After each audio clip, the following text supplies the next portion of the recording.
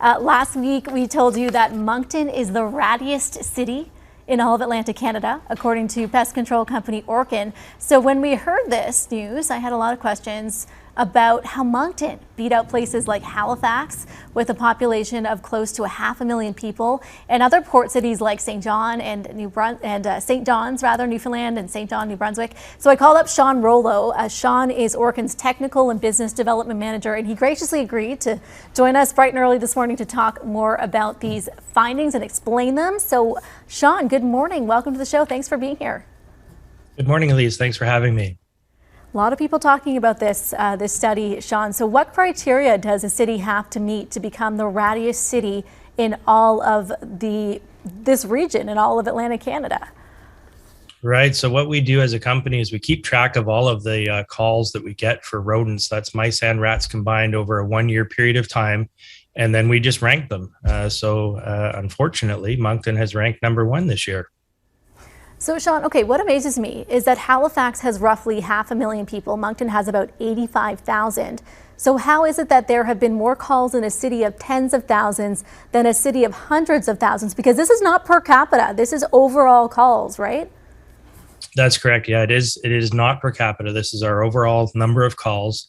And there's, of course, many factors that could be leading to why there's the number of rodents in Moncton that there is. One of which would, of course, be the new developments. Moncton's growing at a really, really great rate, which is wonderful for the economy, great for the area. But with all those building permits that are going, there's a lot of ground being broken. And when the ground is broken to build these new construction, of course, you're dislodging a lot of these rodents. They're, looking for a new place to go. And so that's one of the primary driving factors. Okay, so a lot of that groundbreaking happening in Moncton, so that could be it. Okay, can you explain how COVID has had an impact on an increased number of rodents getting into homes and businesses? I think a lot of people kind of know the ins and outs of how COVID affects pests and their habits, but give us an overview for those who might not be familiar with this. Sure. With COVID, there's a lot of businesses that have struggled, particularly a lot of our smaller businesses, small restaurants and so on. And if there's rodents that are in that area that have been relying on those small businesses, say a restaurant, for example, they've got food scraps that go out back, there's a dumpster out back. Rodents may have been feeding on all of that. And then if that restaurant has had to close or had reduced hours, then the rodents, again, they've lost that resource. So they need to find it somewhere else. They'll start to look elsewhere. The other thing that happens during COVID is, or even any time of economic crisis or depression, recession, companies will cut back on sanitation and maintenance costs because they're trying to save some money. And when that happens, pests tend to flourish. Right. Okay, that makes sense. Here's one for you. Does an increase of rodent sightings outdoors, like in our gardens or out in our parking lot at work, does an increase of sightings in those areas outside mean an increase in rodent populations indoors too? Generally speaking, yes, one will coincide with the other. If you've got rodents in close proximity to a building, especially this time of year when it's starting to get colder out, they feel that heat coming off the building and naturally want to find a way to get inside to stay warm. So yeah, rodents around the outside of the building, not a good sign. You want to definitely take measures to help exclude them from being able to enter your premises. We're going to talk more about some of those measures in a moment, Sean, but just before we get there, I understand it's more likely that rodents can become aggressive during a pandemic as opposed to in quote normal times. Why is that, and what kind of aggressive behavior are we talking about here?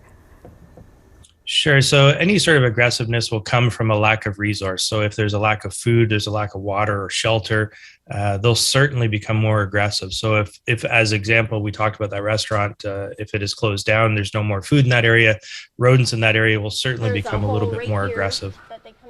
And I understand too, in doing a little research on this myself, the jury's out on whether or not this aggressive behavior can be passed down in rodents' offspring, but there is a potential that the next generation of these mice or rats could be, their behavior could be a lot more aggressive because it's passed on genetically.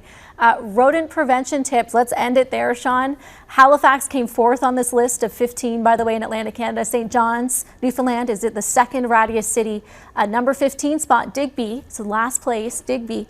But let's talk about some prevention tips so that nobody is on this list next year in our region. Sean, what can we do to keep the rats and the mice out of our homes and businesses? Sure. So the first thing is do things that are going to deter them from being around your property in the first place.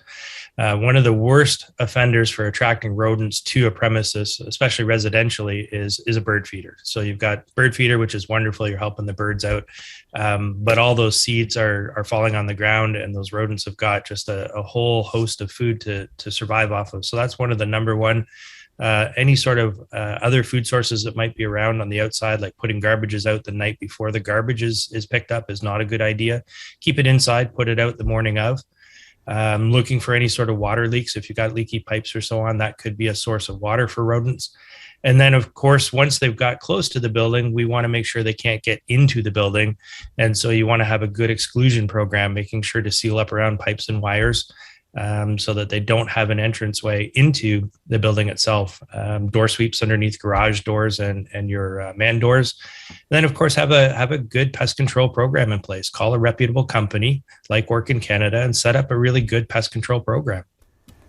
All right, Sean, I wish I could say I'm looking forward to next year's list, but I don't think I am. But I'm happy Halifax is not in the top 3. I know we have been. Newfoundland was number 1, Saint John's last year, and Moncton, of all places, is number 1 this year. Thanks for this, Sean. Appreciate this, I think. You're welcome. All right, Sean Rollo, he is a manager with Orkin Canada. Rattiest city in all of Atlantic Canada, folks. Moncton gets the dubious distinction this year.